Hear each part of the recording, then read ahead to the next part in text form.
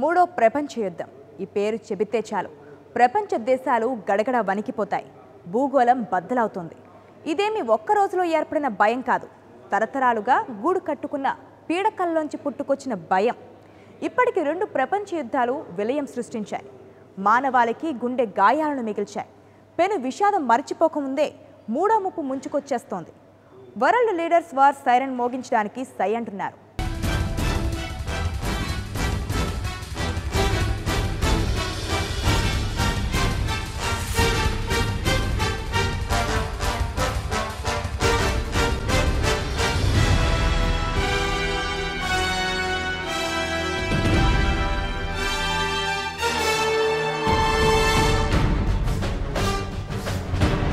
ఇప్పుడు ఎక్కడ చూసినా ఇదే చర్చ, ఏ దేశంలోనైనా ఇదే రచ్చ. మూడో ప్రపంచ యుద్ధం ముంచుకొచ్చేస్తోంది. అందరూ రెడీగా ఉండండి అంటూ వార్నింగ్ బెల్స్ మోగుతున్నాయి. అటు ట్రంప్, ఇటు జిన్పింగ్ ఇద్దరే. ప్రపంచ యవనికపై పాత్రదారులే. వీరికి మరికొందరు కలిస్తే జరిగేది మారణహోమమే. భూగోళం ఇక బద్దలే.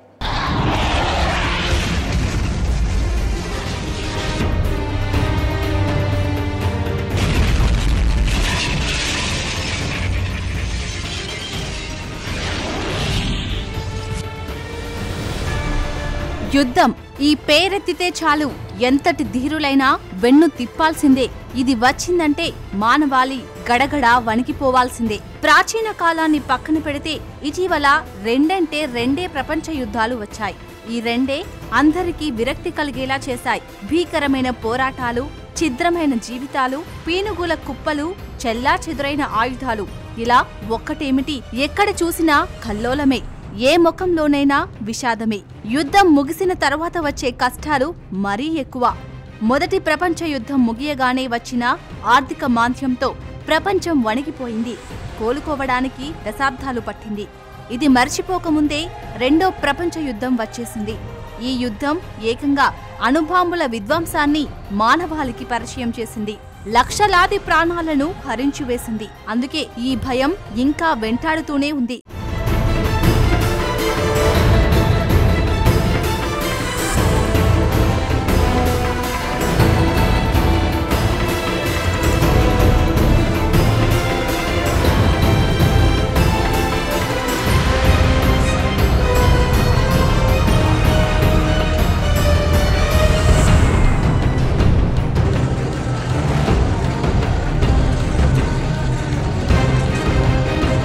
మానవ చరిత్రలో ప్రపంచ యుద్ధాలు 2 వచ్చాయి. మహాభారత యుద్ధాన్ని కూడా కలుపుకుంటే మొత్తం 3 యుద్ధాలన్నమాట. ఫస్ట్ వరల్డ్ వార్ కు రెండో వార్ కు మధ్య 2 దశాబ్దాలే విరామం. మరి మూడో ప్రపంచ యుద్ధానికి ఎంత విరామం ఉంటుంది? రెండో వార్ గడిచిపోయి 8 దశాబ్దాలు, అంటే తేడా 4 రెట్లు. మూడో యుద్ధానికి లెక్క సరిపోతుంది. అందుకే ఈ భయం.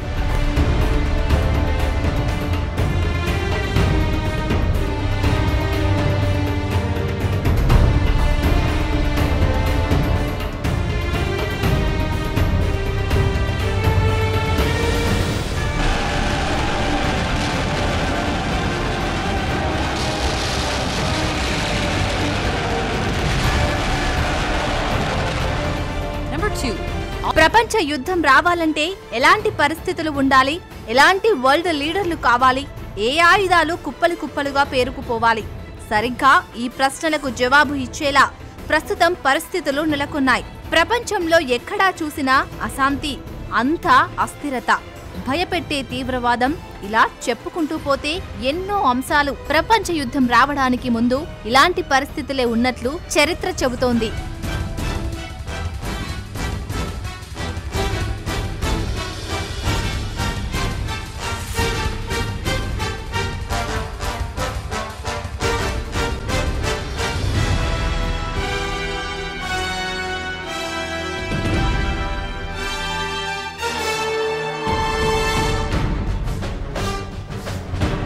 ఆఫ్ఘనిస్తాన్లో తాలిబాన్లు, సిరియాలో ఐసిస్, టర్కీలో అనిశ్చితి, అదుపు తప్పిన యూరప్. ఇలా చెప్పుకుంటూ పోతే ఎన్నో ఇష్యూస్ ప్రపంచాన్ని కుదిపేస్తున్నాయి.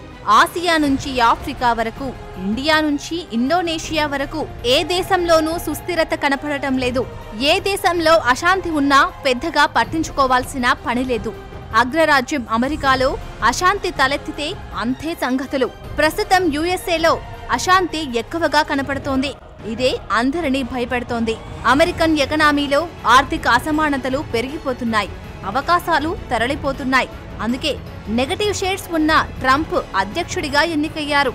అందుకే అమెరికా అశాంతి ప్రపంచ శాంతికి విశ్రాంతి అని ఎనలిస్టులు అంటున్నారు.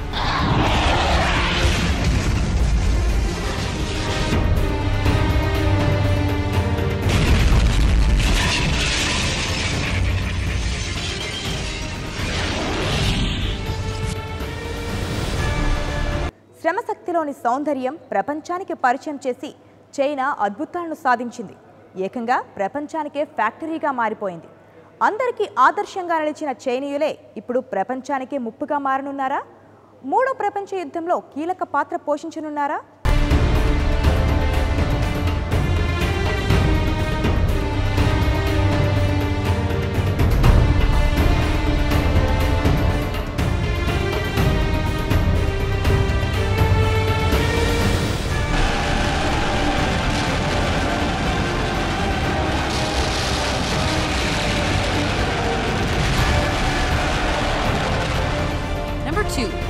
ఏ ప్రపంచ యుద్ధానికైనా ఆర్థిక బలం అత్యంత కీలకం. ఈసారి ఆ బలం చైనీస్ డ్రాగన్ కు వచ్చింది. ప్రపంచానికే ఫ్యాక్టరీగా మారిన చైనాలో ధనం పేరుకుపోతోంది. ఎప్పటికైనా ముప్పుగా నిలిచే అమెరికాను ఎదుర్కొనేందుకు వీలుగా రెడ్ ఆర్మీని శక్తివంతం చేయడానికి చైనా ప్రయత్నించింది. ఈ క్రమంలో ఆయుధ పోటీకి తెరలేచింది. దశాబ్ద కాలంలో ఈ ధోరణి మరింతగా పెరిగింది. ఎప్పుడైతే డబ్బుకు ఆయుధం తోడవుతుందో అప్పుడు వినాశనానికి బీజం పడుతుంది. సరిగ్గా ఇప్పుడు ఇదే జరుగుతుంది. తనకు ఎదురే లేదనుకున్న చైనా దక్షిణ చైనా సముద్రాన్ని ఆధీనంలోకి తీసుకోవడానికి ప్రయత్నాలు మొదలుపెట్టింది. ఈ క్రమంలో ఇరుగు పొరుగు దేశాలతో కయ్యాలు మొదలయ్యాయి. అగ్రరాజ్యాన్నే సవాలు చేసే చైనాకు ఇదో లెక్క. అందుకే దూకుడుగా ముందుకు పోతోంది.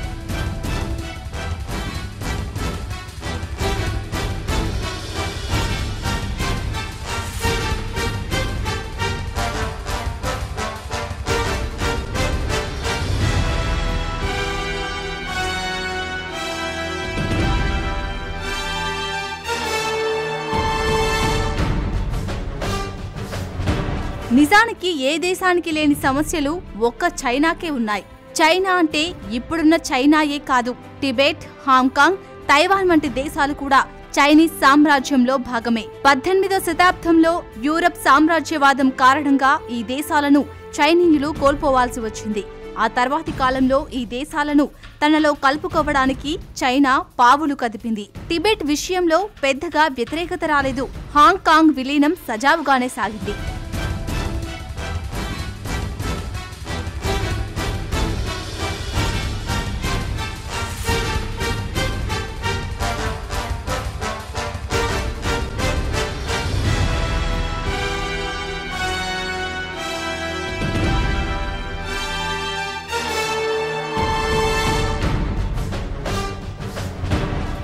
మిగిలింది తైవాన్. దీనిని కలుపుకుంటే తనకు తిరుగే ఉండదని చైనీస్ డ్రాగన్ భావించింది. అయితే ఇక్కడే గట్టి చిక్కు ఎదురైంది. మొబైల్ ఫోన్ల విప్లవంతో తైవాన్ అత్యంత కీలక దేశంగా అవతరించడంతో సమస్యలు వచ్చాయి. సర్వస్వతంత్రంగా ఉంటే తప్పేంటనే వాదనలు తైవాన్లో మొదలయ్యాయి. ఎప్పుడెప్పుడా అని ఎదురు చూస్తున్న అమెరికాకు ఛాన్స్ దొరికేసింది.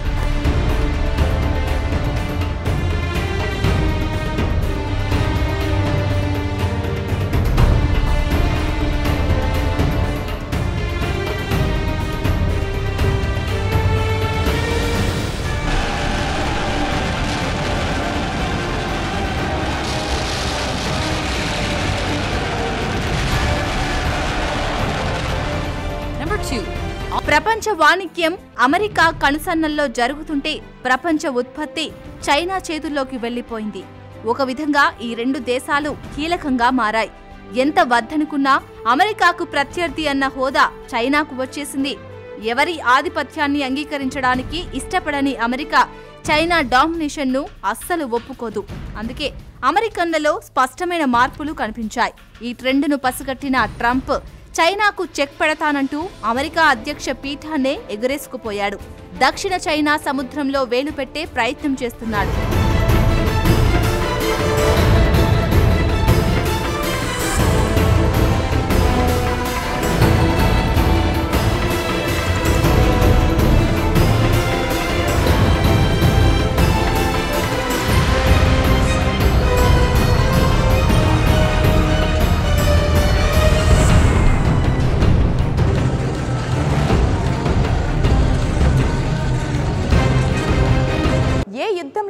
హీరోలు విలన్లు ఉంటారు.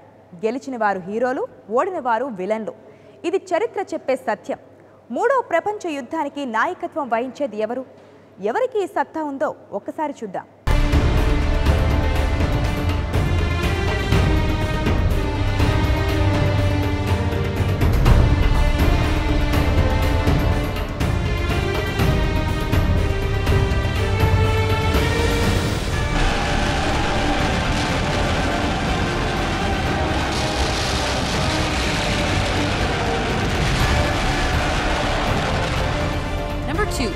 డొనాల్డ్ జే ట్రంప్, న్యూ అమెరికన్ ప్రెసిడెంట్. ఏదైనా కుండబద్దలు కొట్టడం అలవాటు, అంతేనా? మూడో ప్రపంచ యుద్ధం వస్తే దానికి నాయకత్వం వహించే దుందుడుకు లక్షణాలు ఒక్క ఇతని సొంతం. అధ్యక్ష ఎన్నికల్లో నిర్వహించిన ప్రచారం నుంచి గెలిచిన తీరు వరకు ట్రంప్ స్టైల్ దుందుడుకు నాయకత్వానికి పరాకాష్ట. ఇలాంటి వ్యక్తి ఏ విషయాన్నైనా తనకు అనుకూలంగా మలుచుకునే ప్రయత్నం చేస్తాడు. ఒకవేళ ప్రతికూలంగా ఉంటే అంతు చూసేదాకా వదలడు. ఇది ఎనలిస్టులు చెబుతున్న మాట.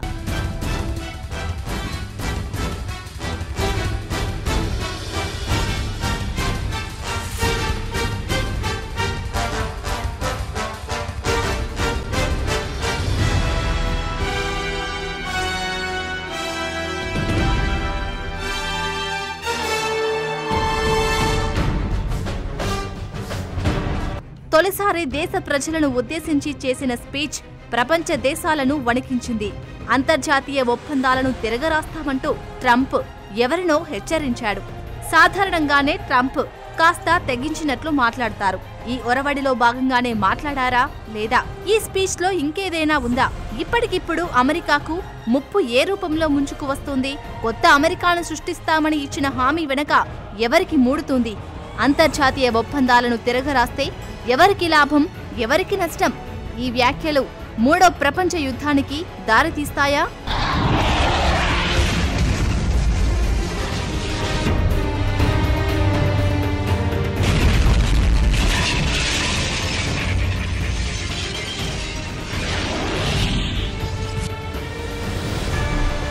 అమెరికాకు రష్యా తోడైంది. పుతిన్ను ట్రంప్ ఎక్కువగా అభిమానిస్తారు. ఇలా రెండు దేశాలు కూటములుగా ఏర్పడ్డప్పుడు యుద్ధం వచ్చే ప్రసక్తే లేదు. గతంలో ఇదే జరిగింది. సోవియట్ యూనియన్, అమెరికాలు ప్రచ్ఛన్న యుద్ధం చేశాయి తప్పితే ప్రత్యక్ష యుద్ధానికి దిగలేదు. సోవియట్ యూనియన్ ముక్కలైన తర్వాత రష్యా బలహీనపడ్డ యుద్ధ ప్రావీణ్యం ఏమాత్రం తగ్గలేదు. నిజానికి ఈ భూమండలాన్ని ఎన్నోసార్లు పేల్చేసే అణుబాంబులు అమెరికా, రష్యాల వద్ద పోగుపడి ఉన్నాయి. ఇలాంటి సమయంలో నాటోను వ్యతిరేకిస్తూ పుతిన్ అమెరికాకు దగ్గరవుతున్నాడు. ఈ కూటమితో వచ్చే లాభాలే లేవంటూ ట్రంప్ దూరంగా జరుగుతున్నాడు. అందుకే కొత్త పొత్తులు జరిగిపోతున్నాయి. అమెరికా దూరం జరిగిపోతుండటంతో యూరప్ దేశాలకు ఏం చేయాలో తెలియడం లేదు. అమెరికా, రష్యాలు మిత్రులవుతుంటే స్నేహహస్తం అందిస్తున్న చైనాతో చెలిమి చేయక తప్పడం లేదు.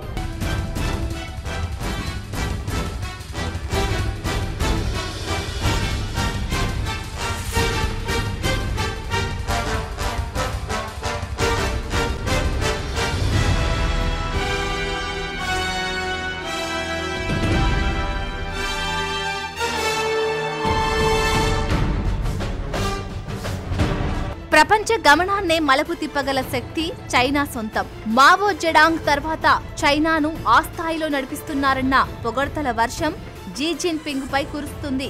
నిజానికి ప్రపంచంలోని ఇతర దేశాలతో పోల్చితే చైనా నాయకత్వం భిన్నంగా ఉంటుంది. అత్యంత కీలకమైన పార్టీ కమిటీ ఒకటి దేశానికి నేతృత్వం వహిస్తోంది.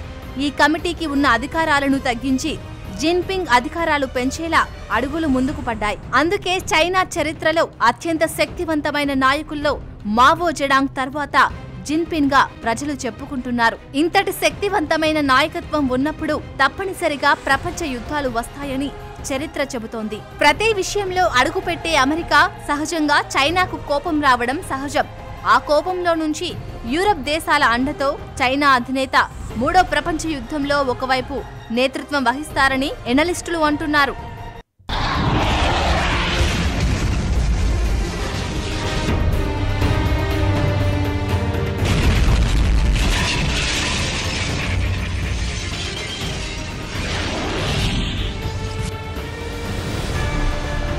యుద్ధం వస్తే అంతులేని నష్టం. మహాభారత్ యుద్ధంలో 1 కోటి మందికి పైగా మరణించారు. మొదటి ప్రపంచ యుద్ధంలో 2 కోట్ల మంది, రెండో వరల్డ్ వార్లో ఇంతకు రెట్టింపు. మరి మూడో యుద్ధం వస్తే ఎంతమంది టపా కడతారు?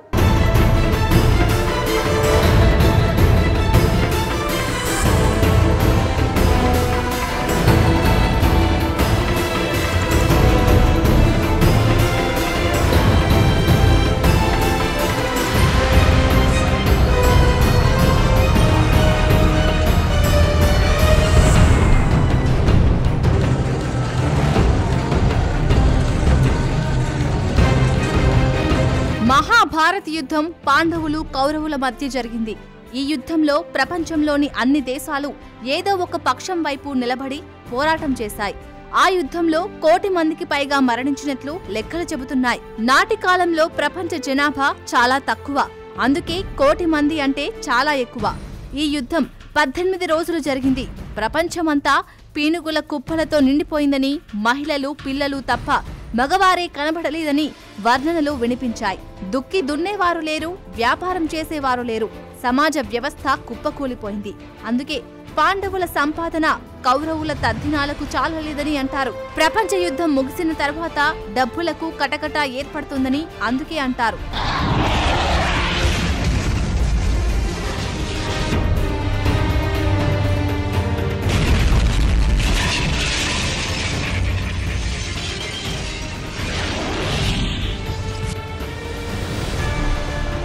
మహాభారత యుద్ధం తర్వాత సుమారు 3000 సంవత్సరాలకు మొదటి ప్రపంచ యుద్ధం జరిగింది. ఈ యుద్ధం 4 ఏళ్ల పాటు జరిగింది. 1914లో ప్రారంభమైన ఈ యుద్ధం 1918లో ముగిసింది.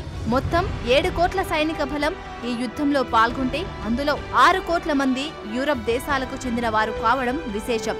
ఈ యుద్ధం విలయం సృష్టించింది. ఏకంగా 2 కోట్ల మంది ప్రజలు మరణించారు. పరోక్షంగా లక్షలాది మంది మలమల మాడిపోయారు. అత్యాధునిక టెక్నాలజీతో చేసిన యుద్ధం కావడంతో మరణాల రేటు ఎక్కువగా ఉంది. రష్యన్, ఫ్రెంచ్, బ్రిటన్ సేనలు ఒకవైపు, ఇటలీ, జర్మనీ, ఆస్ట్రియా, హంగరీ దేశాలు మరోవైపు చేసిన ఈ యుద్ధం పెను విధ్వంసాన్ని సృష్టించింది.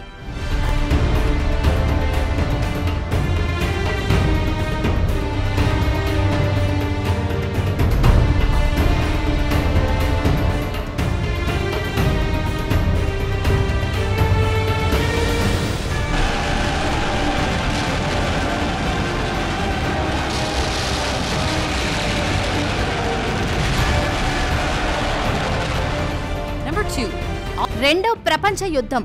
ఇది పూర్తిగా టెక్నాలజీతో సాగిన యుద్ధం.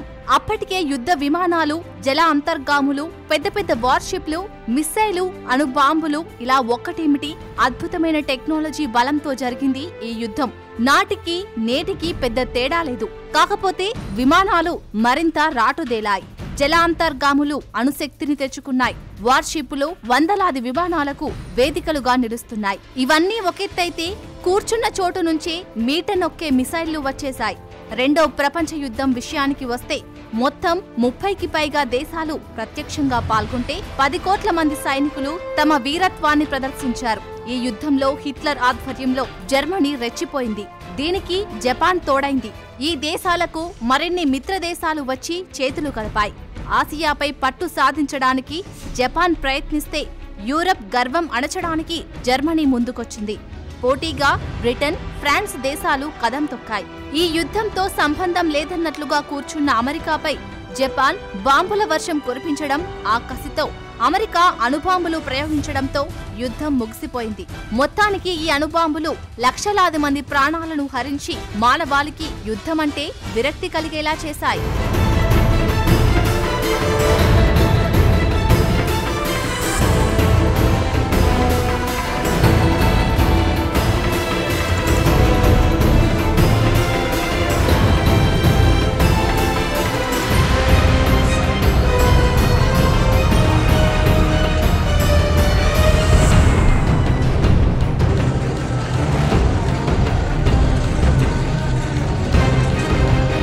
రెండు ప్రపంచ యుద్ధాల వరకు ఓకే. ఒకవేళ మూడో యుద్ధం గనుక వస్తే ఈసారి ప్రపంచమే అంతమైపోతుంది. భూగోళాన్ని కొన్ని వందల సార్లు పేల్చేసే అణ్వాయుధాలు, ఒక్క దెబ్బతో ఒక దేశాన్ని పేల్చేసే సత్తా ఉన్న సాతాన్ మిసైల్స్ వచ్చేసాయి. ఇది వరకులా యుద్ధం అంటే ఆర్డర్లు పాస్ చేయడం కాదు, ఒక్క మీట నొక్కితే చాలు ప్రపంచమే మాడి మసైపోతుంది. అందుకే తస్మాత్ జాగ్రత్త. మూడో యుద్ధం రావద్దనే కోరుకుందాం. అమెరికా అధినేత దూకుడు తగ్గించాలని, చైనా వ్యాపారానికే పరిమితం కావాలని అనుకుందాం.